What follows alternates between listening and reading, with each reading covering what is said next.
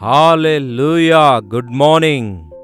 ಮತ್ತೊಂದು ಶ್ರೇಷ್ಠವಾದ ಪುನರುತ್ಥಾನದ ದಿನದಲ್ಲಿ ನಾವೆಲ್ಲರೂ ಈ ರೀತಿಯಾಗಿ ದೇವರ ಮಾತುಗಳನ್ನು ಧ್ಯಾನಿಸುವುದಕ್ಕಾಗಿ ಆತನು ಕೊಟ್ಟ ಅವಕಾಶಕ್ಕಾಗಿ ದೇವರನ್ನೇ ಸ್ತುತಿಸುತ್ತೇನೆ. ನೀವು ನಿಮ್ಮ ನಿಮ್ಮ ಸಭೆಗಳಿಗೆ ಹೋಗುವ ಮುನ್ನ ಒಂದು ಸಾರಿ ದೇವರ ವಾಕ್ಯವನ್ನು ಕ್ಲುಪ್ತವಾಗಿ ಧ್ಯಾನಿಸೋಣ. ಒಂದು ವೇಳೆ ಬೆಳಗ್ಗೆ ಬೇಗನೆ ನಿಮ್ಮ ಸಭೆಗೆ ಹೋಗಿರುವುದಾದರೆ ತಿರುಗಿ ಬಂದ ನಂತರವೂ ಕೂಡ ಧ್ಯಾನಿಸಬಹುದು. ಪ್ರತಿ ದಿನವೂ ದೇವರೊಂದಿಗೆ ಮಾತಾಡಿಕೊಳ್ಳುವಂತಹ ಭಾಗ್ಯ, ದೇವರೊಂದಿಗೆ ಸಹವಾಸ ಮಾಡುವಂತಹ ಅನುಭವ, ದೇವರ ಮಾತುಗಳನ್ನು ಲಾಲಿಸಿ ಆ ವಾಕ್ಯಾನುಸಾರವಾಗಿ ಜೀವಿಸುವಂತಹ ಕೃಪೆ ದೇವರು ನಮಗೆ ಅನುಗ್ರಹಿಸಿದ್ದಕ್ಕಾಗಿ ಆತನನ್ನೇ ಸ್ತುತಿಸುತ್ತಾ ಚಿಕ್ಕ ಪ್ರಾರ್ಥನೆಯೊಂದಿಗೆ ಈ ದಿನದ ವಾಕ್ಯ ಧ್ಯಾನಿಸೋಣ ಬನ್ನಿ. ಪರಿಶುದ್ಧ ದೇವರೇ, ನಿಮಗೆ ವಂದನೆಗಳು. ಕರ್ತನ ದಿನವೆಂದು ನಾವು ಸನ್ಮಾನಿಸುವುದಾದರೆ ನಾವು ದಿವ್ಯ ದಾನ ಹೊಂದುತ್ತೇವೆಂದು ಮತ್ತೊಮ್ಮೆ ಜ್ಞಾಪಕ ಮಾಡಿಕೊಂಡು ಈ ದಿನ ಎಷ್ಟೇ ಕೆಲಸ ಕಾರ್ಯಗಳಿದ್ರು, ಎಷ್ಟೇ ವಿಷಯಗಳಿದ್ರು ಅವೆಲ್ಲವುಗಳನ್ನು ಕೂಡ ಬಿಟ್ಟು ನಿಮ್ಮ ನೀತಿಯನ್ನು, ರಾಜ್ಯವನ್ನು ಹುಡುಕುತ್ತಾ ನಿಮ್ಮನ್ನು ಆರಾಧಿಸುತ್ತಾ ನಿಮ್ಮ ಆಲಯಕ್ಕೆ ಹೋಗುವ ಹಾಗೆ ನಮ್ಮೆಲ್ಲರನ್ನು ಸಿದ್ಧಗೊಳಿಸಿರೆಂದು ಕ್ರಿಸ್ತನ ನಾಮದಲ್ಲಿ ಬೇಡುತ್ತೇನೆ ತಂದೆಯೇ, ಆಮೇನ್. ನಿಜವೇ ಪ್ರಿಯರೇ, ಗತಕಾಲದ ಲಾಕ್ಡೌನ್ ಅನೇಕರಿಗೆ ಆಶೀರ್ವಾದಕರವಾಗಿತ್ತು. ವಾಕ್ಯ ಕೇಳಿ ಮಾರ್ಪಡುವುದಕ್ಕಾಗಿ ಲಾಕ್ಡೌನ್ನಲ್ಲಿ ಪ್ರಾರಂಭಿಸಿರುವ ಲೈವ್ ಆರಾಧನೆಗಳಿಂದ ಈ ದಿನ ಬಹಳಷ್ಟು ಜನ ವಿಶ್ವಾಸಿಗಳು ಲೈವ್ಗೆ ಅಡಿಕ್ಟ್ ಆಗ್ಬಿಟ್ಟು ಮನೆಯಲ್ಲಿಯೇ ಆರಾಧನೆಯಲ್ಲಿ ಪಾಲ್ಗೊಳ್ಳುತ್ತಾ ಇದ್ದೇವೆ, ಹಾಗಾಗಿ ಸಭೆಗೆ ಹೋಗೋದಿಲ್ಲ ಅನ್ನುತ್ತಾರಂತೆ.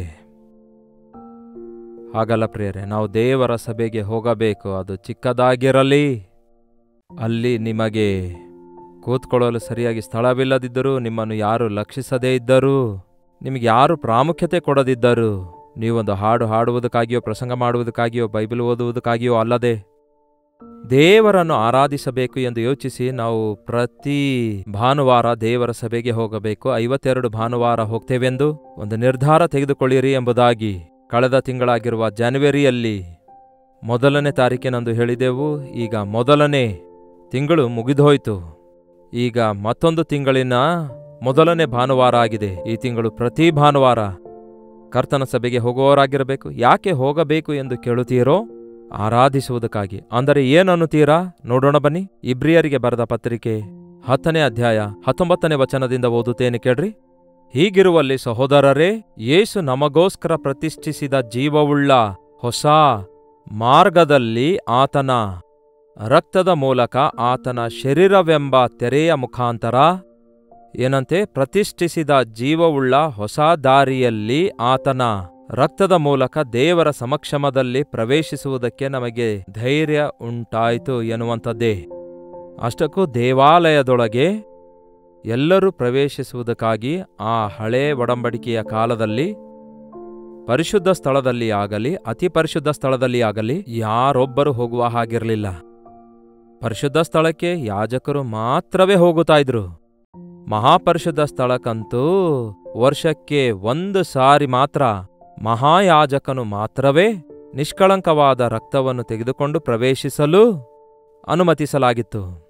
ಜನರೆಲ್ಲರೂ ಆವರಣದಲ್ಲಿಯೇ ಇರಬೇಕಾಗಿತ್ತು. ಯಜ್ಞವನ್ನು ತಂದು ಯಜ್ಞವನ್ನು ಅರ್ಪಿಸಿ ಅವರು ಆವರಣದಲ್ಲಿ ಕಾದಿರಬೇಕಿತ್ತು. ಆದರೆ ಈಗ ಯೇಸು ಕ್ರಿಸ್ತನ ಶಿಲುಬೆಯ ಯಜ್ಞದ ಮೂಲಕ, ನಿಮಗೆ ನೆನಪಿರೋದಾದರೆ ಯೇಸು ಸ್ವಾಮಿ ಶಿಲುಬೆ ಮೇಲೆ ಪ್ರಾಣ ಬಿಡುವಾಗ ಎಲ್ಲವೂ ಸಮಾಪ್ತವಾಯಿತು ಎಂದು ಹೇಳಿದಾಗ ದೇವಾಲಯದ ತೆರೆಯು ಮೇಲಿನಿಂದ ಕೆಳಗಿನವರೆಗೂ ಹರಿದು ಹೋಯಿತು. ಅಲ್ಲಿಯವರೆಗೂ ಮುಚ್ಚಲ್ಪಟ್ಟಿರುವ ಕೃಪಾಸನವು ಈ ದಿನ ತೆರೆಯಲ್ಪಟ್ಟಿದೆ. ಅಲ್ಲಿಯವರೆಗೂ ಯಾಜಕರ ಮೂಲಕ, ಪ್ರವಾದಿಗಳ ಮುಖಾಂತರ ದೇವರು ತನ್ನ ಪ್ರಜೆಗಳ ಸಂಗಡ ಮಾತಾಡುತ್ತಾ ಇದ್ರು. ಆದರೆ ಈಗಲಾದರೋ ದೇವರಿಗೂ ಮನುಷ್ಯರಿಗೂ ಮಧ್ಯಸ್ಥಿಕೆಗಾರನು ಒಬ್ಬನೇ, ಆತನೇ ಮನುಷ್ಯಕುಮಾರನಾಗಿರುವ ಕ್ರಿಸ್ತನು ಎಂದು ಬೈಬಲ್ ಹೇಳ್ತದೆ. ಹಾಗಾಗಿ ಯೇಸು ಕ್ರಿಸ್ತನು ತನ್ನ ಶರೀರದ ಮೂಲಕ, ನಮಗೋಸ್ಕರ ಮಾಡಿರುವ ಶಿಲುಬೆಯ ಯಜ್ಞದ ಮೂಲಕ, ನೇಮಿಸಿರುವ ಹೊಸ ದಾರಿಯಲ್ಲಿ ಕ್ರಿಸ್ತನ ಮೂಲಕ ನಾವು ಮಹಾಪರಿಶುದ್ಧ ಸ್ಥಳಕ್ಕೆ ಪ್ರವೇಶಿಸುವ ಹಾಗೆ, ದೇವರ ಕೃಪಾಸನದ ಬಳಿಗೆ ಸೇರುವ ಹಾಗೆ ದೇವರು ಅವಕಾಶ ಕಲ್ಪಿಸಿಕೊಟ್ಟಿದ್ದಾರೆ. ನಾವು ಆತನ ರಕ್ತದ ಮೂಲಕ ಪರಿಶುದ್ಧ ಸ್ಥಳಕ್ಕೆ ಪ್ರವೇಶಿಸುವುದಕ್ಕಾಗಿ ನಮಗೆ ಧೈರ್ಯ ಉಂಟಾಗಿರೋದ್ರಿಂದ 21ನೇ ವಚನ, ದೇವರ ಮನೆಯ ಮೇಲೆ ಅಧಿಕಾರಿಯಾಗಿರುವ ಶ್ರೇಷ್ಠ ಯಾಜಕನು ನಮಗಿದ್ದಾನೆ. ನಮಗೆ ಶ್ರೇಷ್ಠ ಯಾಜಕನು, ಮಹಾಯಾಜಕನು ಕರ್ತನಾದ ಯೇಸುಕ್ರಿಸ್ತನಾಗಿದ್ದಾರೆ. ನಮ್ಮ ಪರವಾಗಿ ವಿಜ್ಞಾಪನೆ ಮಾಡುತ್ತಿದ್ದಾರೆ. ಆತನು ಹಾಗಿರೋದ್ರಿಂದ ನಮ್ಮ ಮನಸಾಕ್ಷಿಗೆ ಕಲ್ಮಶ ಉಂಟಾಗದಂತೆ ಹೃದಯವನ್ನು ಪ್ರೋಕ್ಷಿಸಿಕೊಂಡು, ದೇಹವನ್ನು ತಿಳಿನೀರಿನಿಂದ ತೊಳೆದುಕೊಂಡು ಪರಿಪೂರ್ಣವಾದ ನಂಬಿಕೆಯುಳ್ಳವರಾಗಿಯೂ ಯಥಾರ್ಥ ಹೃದಯವುಳ್ಳವರಾಗಿಯೂ ನಾವು ದೇವರ ಸನ್ನಿಧಿಗೆ ಸೇರಿಕೊಳ್ಳೋಣ. ದೇವರ ಸನ್ನಿಧಿಗೆ ಯಥಾರ್ಥವಾದ ಹೃದಯದೊಂದಿಗೆ, ನಿರ್ಮಲವಾದ ಮನಸಾಕ್ಷಿಯೊಂದಿಗೆ, ದೇವರ ವಾಕ್ಯವೆಂಬ ಶುದ್ಧ ನೀರಿನ ಸ್ನಾನದಿಂದ ನಮ್ಮನ್ನು ನಾವು ಶುದ್ಧಿ ಮಾಡಿಕೊಳ್ಳುತ್ತಾ ಆತನ ಪಾದ ಸನ್ನಿಧಿಗೆ ಸೇರಿ ಆತನನ್ನು ಆರಾಧಿಸುವ ಹಾಗೆ ನಮ್ಮ ಕರ್ತನಾದ ಯೇಸು ಕ್ರಿಸ್ತನು ತನ್ನ ಶಿಲುಬೆಯ ಮೂಲಕ ನಮಗೆ ತಂದೆಯ ಬಳಿಗೆ ಹೋಗುವುದಕ್ಕಾಗಿ ಭಾಗ್ಯವನ್ನು ಕಲ್ಪಿಸಿಕೊಟ್ಟಿದ್ದಾರೆ. ಆತನು ನಮ್ಮನ್ನು ತನ್ನ ರಾಜ್ಯ ವಾರಸುದಾರರನ್ನಾಗಿ ಮಾಡಿಕೊಂಡಿದ್ದಾರೆ.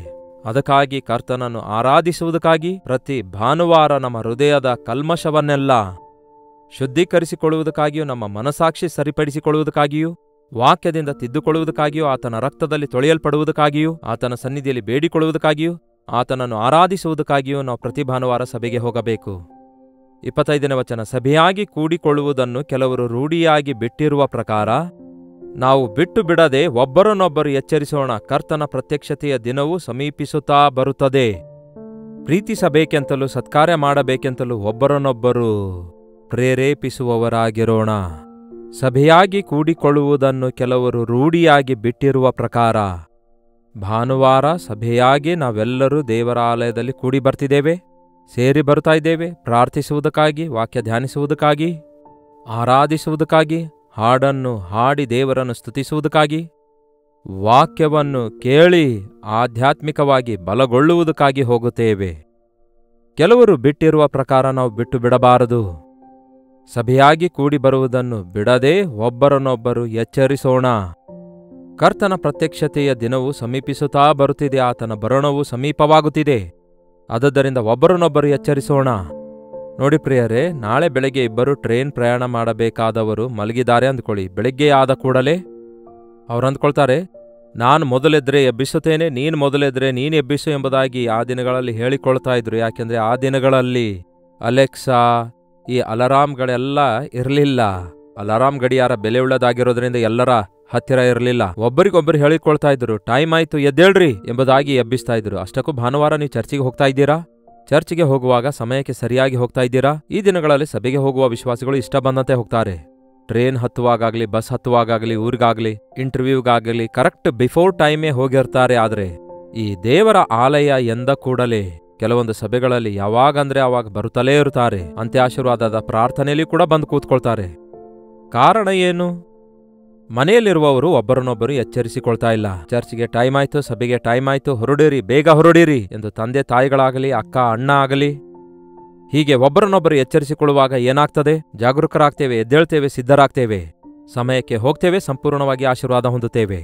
ಒಬ್ಬರನ್ನೊಬ್ಬರು ಎಚ್ಚರಿಸಿಕೊಳ್ಳಿರಿ, ಕರ್ತನ ಬರೋಣದ ಸಮಯ ಸಮೀಪಿಸಿದೆ, ಎಚ್ಚರವಾಗಿದ್ದು ಪ್ರಾರ್ಥಿಸಿರಿ, ಹೃದಯ ಜಾಗರೂಕತೆಯಿಂದ ಕಾಪಾಡಿಕೊಳ್ಳಿರಿ, ಹೃದಯ ಶುದ್ಧತೆಯನ್ನು ಕಾಪಾಡಿಕೊಳ್ಳಿರಿ ಎಂದು ಒಬ್ಬರನ್ನೊಬ್ಬರು ಎಚ್ಚರಿಸಿಕೊಳ್ಳಬೇಕು. ವಿಶ್ವಾಸಿಗಳಾದ ನಮಗೆ ವಿಶ್ವಾಸಿಗಳೇ ಸ್ನೇಹಿತರಾಗಿರಬೇಕು. ಆ ವಿಶ್ವಾಸಿಗಳೊಂದಿಗೆ ಇಜ್ಜೂಡರಾಗಬಾರದೆಂದು ದೇವರ ವಾಕ್ಯ ಹೇಳ್ತದೆ. ವಿಶ್ವಾಸಿಯೊಂದಿಗೆ ಸೇರಿ ಪ್ರಾರ್ಥಿಸುವಾಗ ಅದ್ಭುತ ಕಾರ್ಯ ನಡೆಯುತ್ತವೆ. ಇಬ್ಬರು ಮೂವರು ಐಕ್ಯವಾಗಿ ಪ್ರಾರ್ಥಿಸುವಾಗ ದೇವರು ತನ್ನ ಕಾರ್ಯ ಮಾಡುತ್ತಾರೆ. ಒಬ್ಬರನ್ನೊಬ್ಬರು ಎಚ್ಚರಿಸಿಕೊಳ್ಳುತ್ತಾ ಕರ್ತನ ದಿನವು ಸಮೀಪಿಸುತ್ತಾ ಬರುತ್ತದೆ ಎಂದು ನೋಡುವುದರಿಂದ ಮತ್ತಷ್ಟು ಹೆಚ್ಚಾಗಿ ಪ್ರೀತಿ ತೋರಿಸುವುದಕ್ಕಾಗಿಯೂ ಸತ್ಕಾರ್ಯ ಮಾಡುವುದಕ್ಕಾಗಿಯೂ ಒಬ್ಬರನ್ನೊಬ್ಬರು ಪ್ರೇರೇಪಿಸಬೇಕು. ಪಾಪ ಮಾಡುವುದಕ್ಕಾಗಿ ಪ್ರೇರೇಪಿಸುತ್ತಾರೆ ಒಬ್ಬರನ್ನೊಬ್ಬರು. ಕುಡಿಯೋಣ ಬಾ ಕಣೋ, ತೂಗಾಡೋಣ ಬಾ, ಕೊಲೆ ಮಾಡೋಣ ಬಾ, ಹೌದಲ್ಲವೇ? ಇಷ್ಟ ಬಂದಂತೆ ಪಾಪ ಮಾಡುವಂಥವರು ಇದ್ದಾರಲ್ಲವೇ? ಮುಂಚೆ ಒಬ್ಬರೇ ಮಾಡ್ತಾ ಇದ್ರು, ಆದರೆ ಈಗ ಹೌದಲ್ಲವೇ?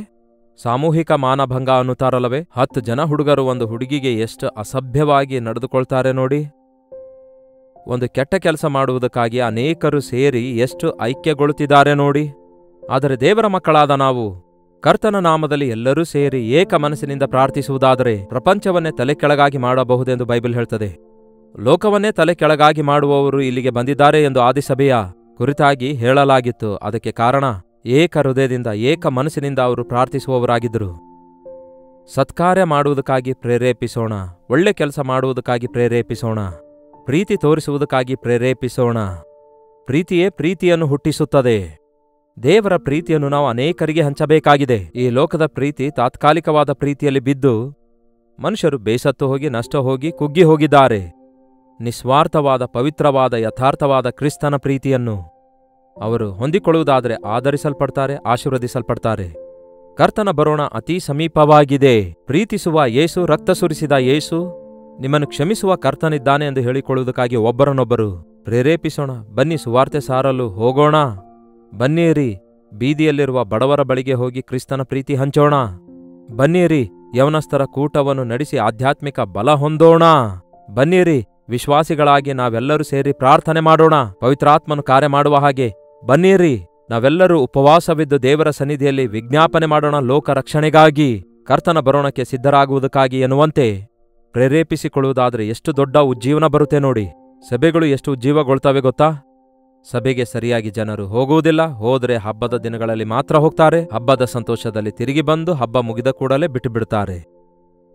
ಆದರೆ ಪ್ರತಿ ವಾರ ಕರ್ತನ ಬರೋಣವು ಸಮೀಪಿಸುತ್ತಾ ಇದೆ ಎಂಬ ಮಾತನ್ನು ನಾವು ಜ್ಞಾಪಕದಲ್ಲಿಟ್ಕೊಂಡು, ನೆನಪಿನಲ್ಲಿಟ್ಕೊಂಡು ಒಬ್ಬರನ್ನೊಬ್ಬರು ಎಚ್ಚರಿಸುವುದಕ್ಕಾಗಿ, ಒಬ್ಬರ ಸಂಗಡಲೊಬ್ಬರು ಸೇರಿ ಪ್ರೋತ್ಸಾಹದಿಂದ ನಾವು ಐಕ್ಯದಿಂದ ಪ್ರಾರ್ಥಿಸುವುದಕ್ಕಾಗಿ, ಹಾಡನ್ನು ಹಾಡಿ ಇಡೀ ಸಭೆಯಾಗಿ ಸೇರಿ ಆರಾಧಿಸುವಾಗ ಎಷ್ಟು ಅಂದವಾಗಿರುತ್ತೆ ಗೊತ್ತಾ? ಕೆಲವೊಂದು ಚರ್ಚಸ್ಗಳಲ್ಲಿ ಅದರಲ್ಲೂ ಯಾರೋ ಹಾಡ್ತಾ ಇರ್ತಾರೆ, ಅವರಿಗೆ ಕಾಯರ್ ಅನ್ನುತ್ತಾರೆ.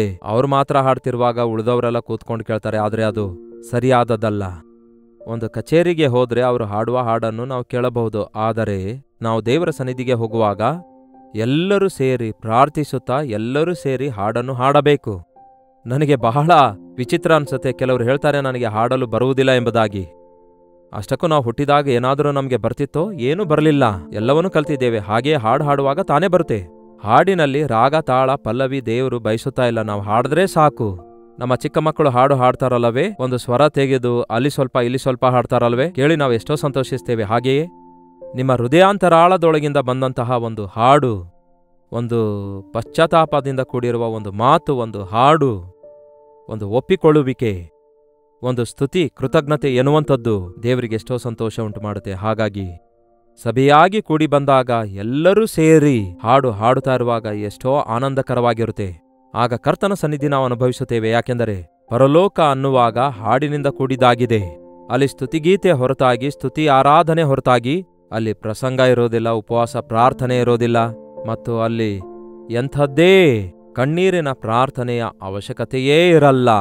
ಆತನು ನಮ್ಮ ಕಣ್ಣೀರನ್ನು ಒರೆಸಿ ಹಾಕುತ್ತಾನೆ. ನಾವು ಯುಗಯುಗಗಳವರೆಗೂ, ತಲತಲಾಂತರವರೆಗೂ ಆತನೊಂದಿಗಿರ್ತೇವೆ. ಆ ಪರಲೋಕದ ಆರಾಧನೆಯ ನಮೂನೆಯೇ ಈ ಭೂಲೋಕದಲ್ಲಿ ನಮ್ಮ ಸಭೆಗಳಲ್ಲಿ ನಾವು ಅನುಭವಿಸಬಹುದು.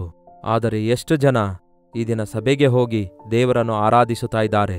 ನಮ್ಮ ಸಭೆ ಸರಿಯಾಗಿಲ್ಲ, ನಮ್ಮ ಸಭಾಪಾಲಕರು ಸರಿಯಾಗಿಲ್ಲ, ನಮ್ಮ ಸಭೆಯಲ್ಲಿ ದೇವರ ಸನ್ನಿಧಿ ಇಲ್ಲ ಎಂದು ಕೆಲವರು ಹೇಳ್ತಾರೆ. ನಿಜವೇ?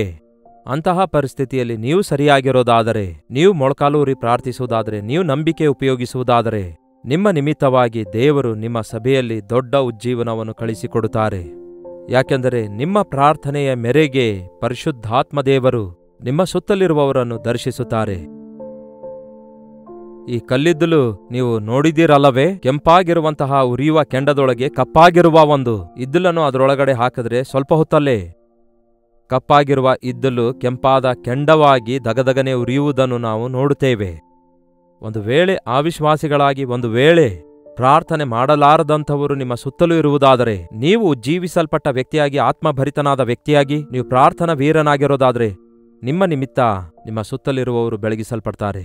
ಒಂದು 10 ಮಂದಿ ವಿಶ್ವಾಸಿ ಸಭೆಯಲ್ಲಿರೋದಾದರೆ, ಸಭೆಯ ವಿಶ್ವಾಸಿಗಳೆಲ್ಲರೂ ಜೀವಿಸಲ್ಪಡ್ತಾರೆ.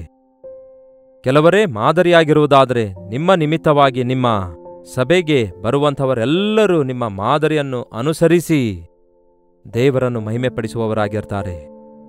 ನೂರಾರು ಬೋಧನೆ ಮಾಡುವುದಕ್ಕಿಂತ ಒಂದು ವಿಷಯದಲ್ಲಿ ಮಾದರಿ ತೋರಿಸುವುದರಿಂದ ನಾವು ಎಷ್ಟೋ ಹೆಚ್ಚಾಗಿ ಪ್ರಭಾವ ಬೀರಿದವರಾಗ್ತೇವೆ. ಅದಕ್ಕೆ ದೇವರ ಮಕ್ಕಳಾದ ನಾವು ನಮ್ಮ ಸಭೆಗೆ ಹೋಗೋಣ, ದೇವರನ್ನು ಸ್ತುತಿಸೋಣ, ಕರ್ತನನ್ನು ಆರಾಧಿಸೋಣ, ನಮ್ಮ ಮನಸಾಕ್ಷಿ ಸರಿಪಡಿಸಿಕೊಳ್ಳೋಣ. ಪ್ರೀತಿಯನ್ನು ತೋರಿಸುವುದಕ್ಕಾಗಿಯೂ ಸತ್ಕಾರ್ಯಗಳನ್ನು ಮಾಡುವುದಕ್ಕಾಗಿಯೂ ಒಬ್ಬರನ್ನೊಬ್ಬರು ಹುರಿದುಂಬಿಸಿಕೊಳ್ಳೋಣ, ಪ್ರೇರೇಪಿಸೋಣ. ಕೀ ಕೊಡ್ತಾರಲ್ಲವೇ ಗೊಂಬೆಗೆ, ಹೇಗೆ ಕೀ ಕೊಟ್ರೆ ಆ ಗೊಂಬೆ ಕೆಲಸ ಮಾಡ್ತದಲ್ಲವೋ ಹಾಗೆಯೇ ಒಬ್ಬರನ್ನೊಬ್ಬರು ಹುರಿದುಂಬಿಸಿಕೊಳ್ಳೋಣ, ಒಬ್ಬರನ್ನೊಬ್ಬರು ಎಚ್ಚರಿಸೋಣ, ಒಬ್ಬರನ್ನೊಬ್ಬರು ಪ್ರೋತ್ಸಾಹಿಸೋಣ. ಬನ್ನಿ, ಒಂದು ಚಿಕ್ಕ ಪ್ರಾರ್ಥನೆ ಮಾಡೋಣ. ಸಭೆಗೆ ಹೋಗಿ ದೇವರನ್ನು ಆರಾಧಿಸುವುದಕ್ಕಿಂತ ಮುಂಚೆ, ಪರಿಶುದ್ಧ ದೇವರೇ, ನಿಮಗೆ ವಂದನೆಗಳು. ಮತ್ತೊಂದು ಸಾರಿ ಈ ಭಾನುವಾರ ನಿಮ್ಮ ಸನ್ನಿಧಿಯಲ್ಲಿ ನಿಮ್ಮ ಮಾತು ಕೇಳಿರುವ ಪ್ರತಿಯೊಬ್ಬರನ್ನು ನೋಡಿರಿ ದೇವರೇ. ನಮ್ಮ ಸಭೆಗಳಲ್ಲಿ ಉಜ್ಜೀವನ ದಯಪಾಲಿಸಿರಿ. ನಮ್ಮ ಸಭೆಗಳಲ್ಲಿ ಪರಿಶುದ್ಧಾತ್ಮನ ಕಾರ್ಯಗಳನ್ನು ನಡೆಸಿರಿ. ನಿಮ್ಮ ಸನ್ನಿಧಿಯನ್ನು ದೇವರೇ ನಾವು ಅನುಭವಿಸುವಂತೆ ಸಹಾಯ ಮಾಡಿರಿ. ಯಾರ್ಯಾರು ಯಾವ್ಯಾವ ಸ್ಥಳದಲ್ಲಿದ್ದಂಥವರು, ಯಾವ್ಯಾವ ದೇಶದಲ್ಲಿದ್ದಂಥವರು, ಸಭೆಗೆ ಹೋಗ್ಲಿಕ್ಕಾಗದೇ ಇರುವಂಥವರು, ಒಂದು ಕನ್ನಡ ಆರಾಧನೆ ಇಲ್ಲದೇ ಇರುವಂಥವರು, ದೇವರೇ, ಇಂತಹ ಸಂದೇಶವನ್ನು ಸಾರಲ್ಪಡುತ್ತಿರುವಾಗ ಅವರಿಗೂ ಕೂಡ ಒಂದು ಆಲಯ ಸಿಗುವ ಹಾಗೆ ಅಥವಾ ಅವರೇ ಒಂದು ಆಲಯ ಆಗುವ ಹಾಗೆ ನಿಮ್ಮ ಪ್ರಣಾಳಿಕೆ ನಮ್ಮ ವಿಷಯದಲ್ಲಿ ನೆರವೇರಿಸಿರಿ. ಈ ಅಂತ್ಯ ದಿನಗಳಲ್ಲಿ ನಿಮ್ಮ ಬರೋಣ ಮತ್ತಷ್ಟು ಸಮೀಪವಾಗಿದೆ ಎಂದು ತಿಳಿದು ನಾವು ಮತ್ತಷ್ಟು ಐಕ್ಯವಾಗುವ ಹಾಗೆ ಸಹಾಯ ಮಾಡಿರಿ. ನಿಮ್ಮನ್ನು ಆರಾಧಿಸಿ ಸ್ತುತಿಸಿ ಪ್ರಾರ್ಥಿಸಲು ಹಾಗೂ ನಿಮ್ಮ ಸುವಾರ್ತೆಯನ್ನು ಪ್ರಕಟಿಸಲು ನಮ್ಮೆಲ್ಲರಿಗೂ ಸಹಾಯ ಮಾಡಿರೆಂದು ಕ್ರಿಸ್ತನ ನಾಮದಲ್ಲಿ ಬೇಡುತ್ತೇನೆ ತಂದೆಯೇ, ಆಮೇನ್. ತಂದೆಯಾದ ದೇವರ ಪ್ರೀತಿಯು, ಮಗನಾಗಿರುವ ಕ್ರಿಸ್ತನ ಕೃಪೆಯೂ, ಆದರಣೆಕರ್ತನಾದ ಪವಿತ್ರಾತ್ಮನ ಸಹವಾಸವು ಕೂಡಿ ಬಂದಿರುವ ನಮ್ಮೆಲ್ಲರ ಸಂಗಡ ಇಂದಿಗೂ ಸದಾಕಾಲಕ್ಕೂ ನೆಲೆಯಾಗಿರಲಿ. ಆಮೇನ್. ಯಸ್, ನಿಮ್ಮ ಸಭೆಗಳಿಗೆ ಹೋಗಿ ಕರ್ತನನ್ನು ಪ್ರತಿ ಭಾನುವಾರ ಸಭೆ ಕೂಡಿ ದೇವರನ್ನು ಆರಾಧಿಸಿರಿ. ಆರಾಧನೆಯನ್ನು ಮುಗಿಸಿಕೊಂಡು ಬಂದ ನಂತರ, ಅಂದರೆ ನಿಮಗೆ ಸಮಯ ಸಿಕ್ಕಾಗ ಈ ರೀತಿ ಪ್ರಸಾರ ಮಾಡಲ್ಪಟ್ಟ ಈ ರೀತಿ ಸಂದೇಶ ಲೈವ್ ಆಗಿ ಕೊಡಲ್ಪಟ್ಟಿರುವಂಥದ್ದನ್ನು ಸಮಯ ಸಿಕ್ಕಾಗ ಕರ್ತನನ್ನು ಮಹಿಮೆಪಡಿಸುವುದಕ್ಕಾಗಿ ವೀಕ್ಷಿಸಿರಿ. ನಿಮ್ಮ ಪ್ರಾರ್ಥನಾ ಮನವಿಯನ್ನು ಕಳಿಸಿಕೊಡಿರಿ. ನಾನು ಹೇಳುವ ಅಗತ್ಯವಿಲ್ಲ, ದಿನಾಲೂ ಹೇಳ್ತಿದ್ದೇನೆ. 8939731313 ನಂಬರ್ಗೆ ಹಾಗೂ ಹೊರದೇಶದಿಂದಲೂ ಸಹ ವೀಕ್ಷಿಸುವುದಾದರೆ ಇದೇ ನಂಬರ್ಗೆ ಕಳಿಸಿಕೊಡಿರಿ. ಪ್ರಾರ್ಥನೆ ಜೊತೆಗೆ ನಿಮ್ಮ ಪ್ರೈಸ್ ರಿಪೋರ್ಟ್ಸ್ಗಳನ್ನು ಕಳಿಸುತ್ತಲೇ ಇರಿ. ಡಾಕ್ಟರ್ ಜೈಪಾಲ್ ಕನ್ನಡ ಯೂಟ್ಯೂಬ್ ಚಾನಲನ್ನು ಲೈಕ್ ಮಾಡಿರಿ, ಶೇರ್ ಮಾಡಿರಿ. ನಿಮ್ಮ ಹೆಸರು ಊರು ಕಾಮೆಂಟ್ ಸೆಕ್ಷನ್ನಲ್ಲಿ ಬಂದು ಟೈಪ್ ಮಾಡುವುದನ್ನು ಮರೆಯಬೇಡಿ. ಕರ್ತನು ನಿಮ್ಮೆಲ್ಲರ ಸಂಗಡ ಇರಲಿ. ಇದು ಕರ್ತನ ದಿನ. ಈ ದಿನವಿಡೀ ನಾವೆಲ್ಲರೂ ದೇವರಲ್ಲಿ ಆನಂದಿಸೋಣ. ವಂದನೆಗಳು.